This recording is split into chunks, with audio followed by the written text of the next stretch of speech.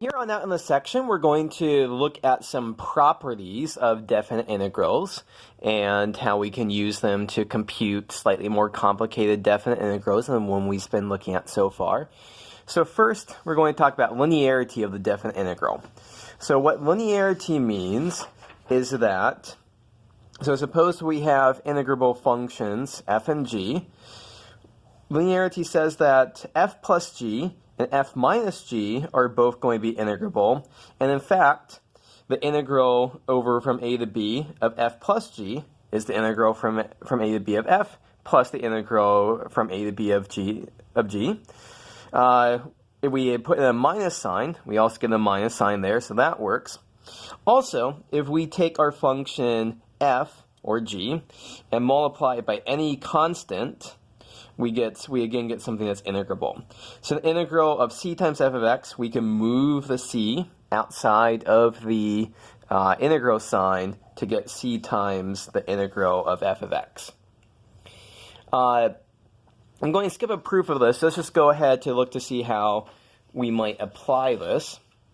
So if I ask you for what's the integral from 0 to 3 of 2x squared minus 3x plus 7 dx.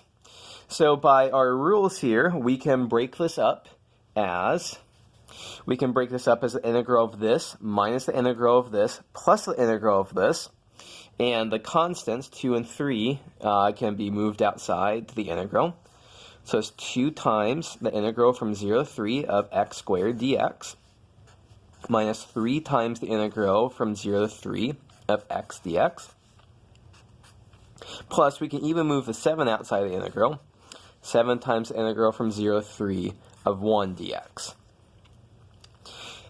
So now, the integral of x squared, the integral of x, and the integral of 1, these are all integrals that we know.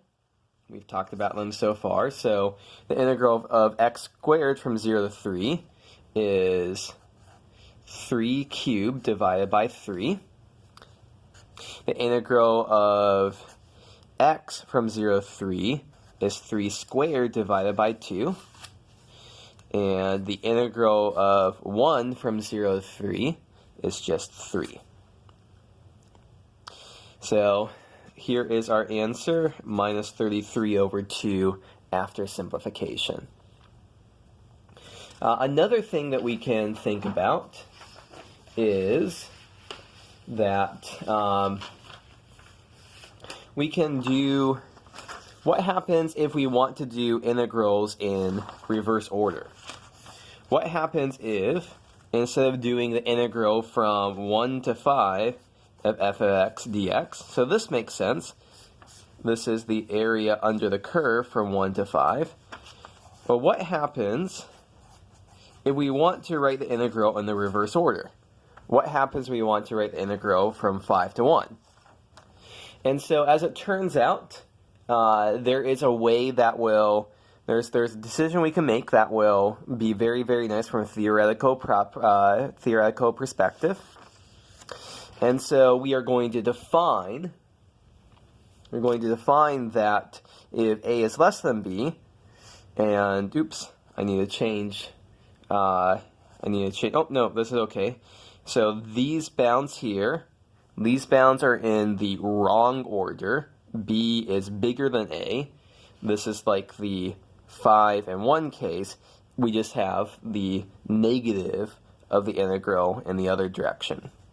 So the integral from 5 to 1 of f of x dx will equal minus the integral from 1 to 5 of f of x dx. So this is something we already defined before, so we're going to define this in terms of this. So as an example,